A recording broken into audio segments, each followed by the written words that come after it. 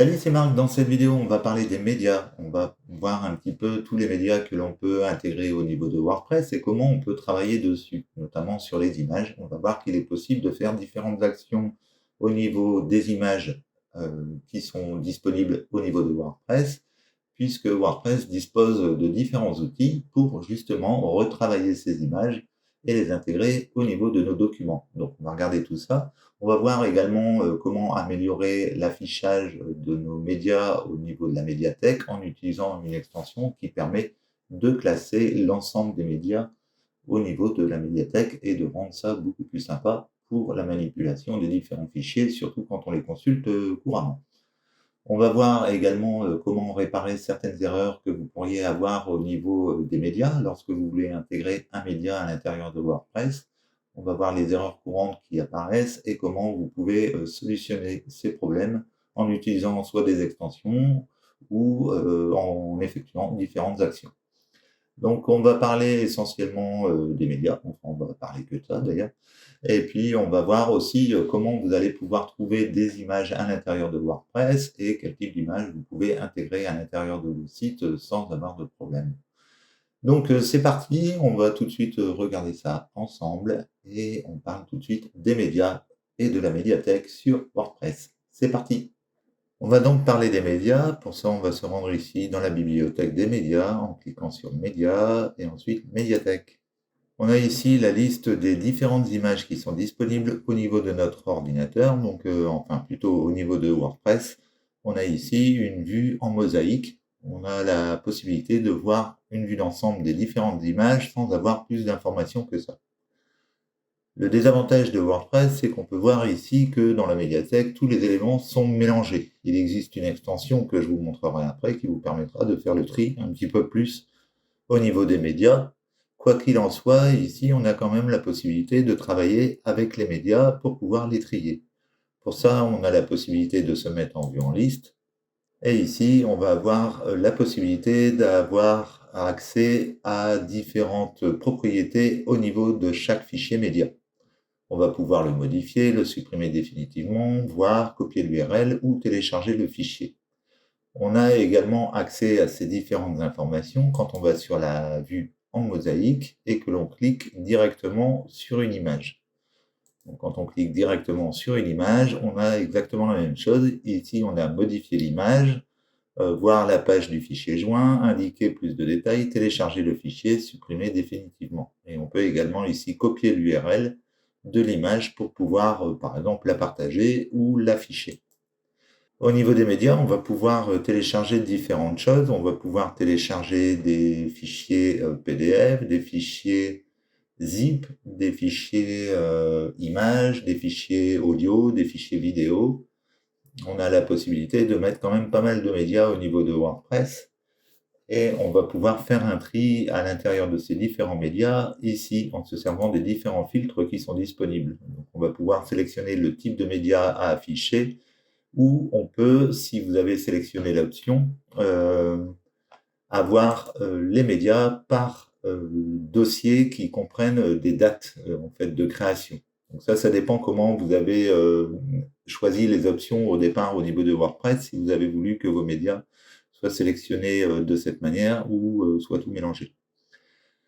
On va pouvoir faire également une sélection groupée. Par exemple, ici, on va pouvoir sélectionner plusieurs images afin de les supprimer définitivement, ce qui est quand même beaucoup plus pratique que de les prendre une par une. Et maintenant, on va pouvoir donc faire différentes actions sur ces médias. On va regarder ça tout de suite. Donc, quand je sélectionne une image, ici, je vais pouvoir aller sur l'onglet « Modifier l'image ». Et à cet endroit, je vais pouvoir retravailler mon image. La première chose que je vais pouvoir faire, c'est tourner à gauche. On va pouvoir tourner à droite, retourner verticalement, retourner horizontalement. Et on va pouvoir également redimensionner l'image. Donc ça va être plutôt pratique. Ça évite de sortir de WordPress pour pouvoir mettre les images au bon format au niveau de notre page WordPress. Donc, quand vous avez une image qui fait, admettons, 2000 par 3000 pixels, ça sert à rien de la garder dans cette taille-là si c'est pour l'afficher en 300 par 400 pixels sur votre page. Vous pouvez donc ici la redimensionner en marquant ici directement votre format. Donc ici, le rapport hauteur-largeur est conservé, donc vous pouvez mettre 250 et en fait la hauteur va changer automatiquement. Une fois que vous avez sélectionné vos différentes dimensions, vous pouvez cliquer ici sur redimensionner et une nouvelle image va être créée au niveau de WordPress et c'est cette image que vous pourrez intégrer à l'intérieur de votre page. Ça vous permet comme ça de pouvoir redimensionner l'image rapidement. Autre manière de redimensionner l'image, vous avez la possibilité ici de recadrer l'image avec des onglets qui sont sur les côtés. Donc c'est plus pratique pour avoir une bonne vue de la taille que l'on veut avoir. Et vous avez également la possibilité ici de sélectionner un recadrage d'image par rapport à des formats. Donc par exemple ici, ça pourrait être du 1 par 1 pour un format carré, du 16/9 pour un format paysage, etc., etc.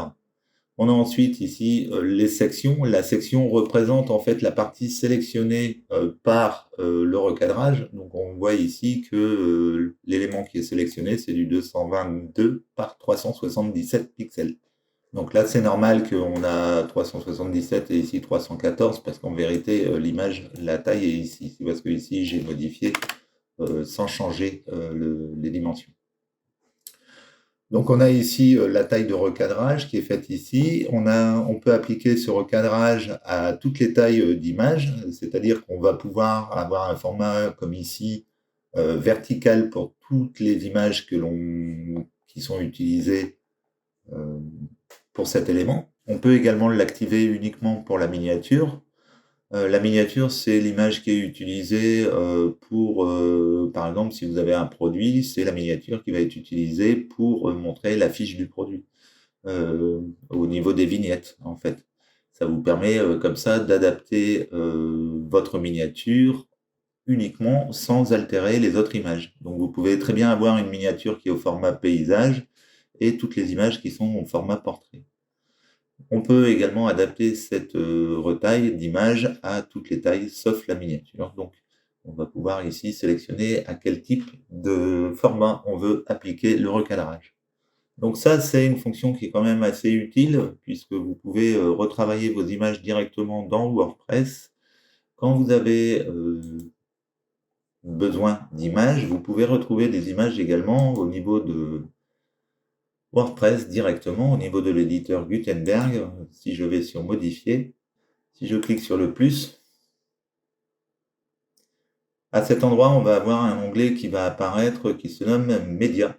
Donc ici, quand je clique dessus, on a accès aux images qui sont disponibles au niveau de la médiathèque et on a également accès à l'Openverse qui nous permet d'avoir des images pour notre site WordPress. Donc dans ces images, certaines vont être disponibles sur WordPress, vous allez pouvoir les télécharger. D'autres seront soumises à des droits et à ce moment-là, vous aurez une alerte qui va apparaître au niveau de la page. Par exemple, ici, si je tape moto, si je prends cette première image ici, on peut voir qu'elle se télécharge sur mon ordinateur, c'est-à-dire que c'est une image libre de droit. Si maintenant je vais sur cette moto ici, on peut voir que j'ai une alerte. À ce moment-là, c'est des images qui sont soumises à des droits, donc évitez de les utiliser, prenez simplement les images libres de droit à cet endroit, ou sinon allez sur des sites spécialisés pour trouver vos images. Mais ici, vous avez accès à vraiment une grande banque d'images, ce qui vous permet de les utiliser, par exemple, quand vous voulez construire un site en local ou un truc comme ça, ou faire une démonstration, ça peut être toujours utile pour trouver des images directement au niveau de WordPress. Donc après, vous allez pouvoir les retravailler au niveau de la médiathèque pour les redimensionner à la taille que vous voulez. Ceci étant dit, on va regarder maintenant comment vous pourriez améliorer l'affichage de votre médiathèque. Quand on va au niveau de la médiathèque, ici, on va pouvoir travailler un peu mieux avec les médias pour pouvoir les ranger dans des dossiers. Donc ça sera beaucoup plus pratique, ça va ressembler un petit peu à ce que vous pourriez avoir sur votre sur votre ordinateur, c'est-à-dire que vous aurez des dossiers avec, je sais pas, ici, admettons, coque de téléphone, ici, ça serait persona, ici, ça serait image de mise en avant, enfin bon, bref, on pourrait créer ici tout un tas de dossiers et mettre les images à l'intérieur. Donc, je vais vous montrer l'extension. Alors, elle se trouve ici dans Extension, Ajouter, et l'extension s'appelle Filbert.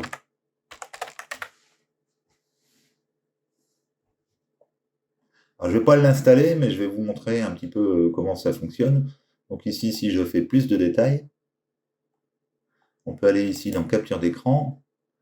Voilà à quoi ça va ressembler. Donc vous allez pouvoir créer des dossiers sur le côté, donc comme sur votre ordinateur, et en fait, par un glisser-déposer, vous allez pouvoir ranger tous vos médias dans les différents dossiers que vous aurez créés. Ce qui est beaucoup plus simple pour la gestion de vos médias, puisque ça vous permet comme ça de trier correctement. Donc après, rien ne vous empêche, par exemple, de faire un dossier par article pour ranger tous les médias qui concernent cet article à l'intérieur, et vous y retrouver plus facilement quand vous voulez faire une modification, par exemple. Donc cette extension est plutôt pas mal. Alors essayez-la sur votre site. Elle a été mise à jour il y a 3 semaines, donc il n'y a pas de problème. Elle fonctionne avec la dernière version de WordPress. Autre extension qui peut être utile, c'est que quand vous allez faire une exportation de WordPress, imaginons que vous êtes en local, vous faites une exportation de WordPress sur un serveur distant, ou alors même que vous faites une migration de WordPress, il arrive parfois que les images ici, au niveau de la médiathèque, soient cassées. C'est-à-dire qu'on se retrouve avec des images qui vont être un petit peu comme ça, donc comme ici, à la place d'avoir les bonnes images ici sélectionnées. Donc pour ça, il existe une extension qui va vous permettre justement de vérifier tous ces défauts au niveau des URL d'images. C'est pas que vos images ne sont pas présentes, c'est qu'en fait l'URL d'accès n'est pas bonne. Donc à ce moment-là, vous aurez la possibilité de changer ces URL pour pouvoir avoir un accès correct à votre image. Ça peut être du style que dans votre médiathèque, les liens sont sauvegardés en HTTP alors que vous êtes passé en HTTPS, ou alors qu'il a conservé l'ancien nom de domaine du serveur local et qui n'a pas mis à jour le nom de domaine de votre serveur sur lequel vous avez mis justement votre installation de WordPress. Donc cette extension est super utile quand vous avez des problèmes de lien au niveau de votre médiathèque. Si vous avez des images cassées qui apparaissent comme ça, vous allez au niveau de extension, vous cliquez sur Ajouter. Et l'extension se nomme ici Better Search Replace. Better Search Replace, elle est ici. Donc pareil, hein, je ne vais pas l'installer, c'est juste pour vous montrer un petit peu comment ça fonctionne. Je vous laisse aller voir. Donc là, il faudra tester. La dernière fois que ça a été mis à jour, c'était il y a 7 mois, mais théoriquement, ça devrait passer parce que c'est en fait juste un changement d'URL. Il n'y a pas vraiment de gros changements à ce niveau-là. Donc ici, vous allez pouvoir retrouver les différents dossiers qui contiennent vos liens, et vous allez pouvoir en fait rediriger ces liens vers les bonnes URL pour justement remplacer les problèmes que vous auriez au niveau des images. Donc c'est vraiment une bonne extension qui fonctionne correctement. Je l'ai déjà utilisée pour un de mes sites. Et ça permet comme ça de réparer tous les liens cassés que vous pourriez avoir à l'intérieur de votre base de données de WordPress. Autre chose que vous pouvez avoir, on va aller au niveau des médias et on va regarder un petit peu les erreurs que vous pourriez avoir. Vous pourriez avoir ici, au moment où vous voulez télécharger un média, une erreur qui vous indique HTTP non spécifié. À ce moment-là, c'est juste un problème de connexion que vous avez pour le moment. Ce qu'il faut, c'est patienter un petit peu, voire vous déconnecter ou vous reconnecter. Et théoriquement, ça devrait se réparer tout seul. On a aussi une autre erreur possible, c'est impossible de charger la médiathèque. À ce moment-là, vous aurez une page toute grise à ce niveau-là. Ça veut dire que vous avez un problème de compatibilité avec l'un de vos thèmes ou l'une de vos extensions. Pour réparer ça, il faudra aller désactiver un par un vos plugins pour pouvoir reconnaître celui qui vous pose un problème. Autre erreur que vous pouvez avoir, c'est upload file to write field to disk. Donc impossible d'uploader le fichier et de l'écrire sur le disque. En gros, impossible de télécharger le fichier dans la base de données. Alors le problème, en général, ça vient au niveau des droits d'accès du dossier. Donc pour ça, il faut aller sur votre hébergeur et regarder le check mode pour pouvoir modifier les droits d'accès d'écriture et de lecture au niveau du fichier. Donc généralement, vous faites un clic droit et puis vous faites un clic droit sur le fichier et vous avez généralement une option qui vous permet de changer les droits d'accès en écriture sur le fichier. Donc après, c'est des cases à cocher pour le check mode. Alors, je vous invite à aller voir la documentation pour bien régler votre check mode. En général, pour l'upload, il me semble que c'est 775. Autre chose qu'on a de possible au niveau des médias, c'est quand vous allez ici au niveau de la médiathèque, vous allez vouloir ajouter un média et ici vous allez avoir une limite de téléchargement. Donc par défaut, WordPress c'est 2 mégas.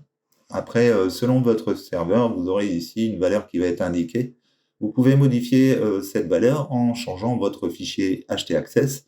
Il existe d'autres possibilités, mais en changeant votre fichier access, vous allez pouvoir augmenter la taille de téléversement au niveau de votre médiathèque.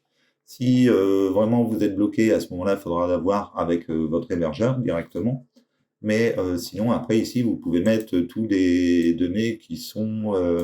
en gros, vous pouvez mettre 64, 128, 256, 512, 1024, etc. Donc ici, tout ce qui est en octet, vous allez pouvoir l'ajouter au niveau de la base pour avoir un téléchargement maximal qui soit augmenté. Donc ici, 512, je suis largement tranquille pour pouvoir travailler dessus. Donc j'avais fait une vidéo là-dessus, je vous mets le lien en haut à droite, comme ça vous pouvez cliquer dessus et accéder directement au code que vous pouvez insérer dans votre fichier htaccess pour augmenter la taille de la mémoire de votre fichier média.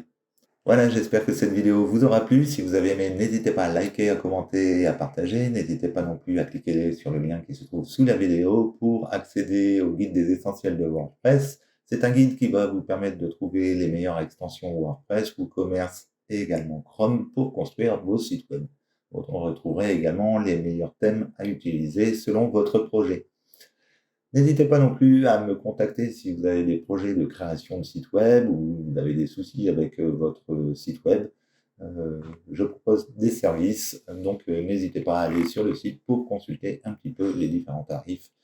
Bien que ça arrive bientôt, là pour l'instant je suis en travaux, la chaîne va changer de nom d'ici la semaine prochaine ou dans 2 semaines maximum. En attendant, je suis en train de créer les sites.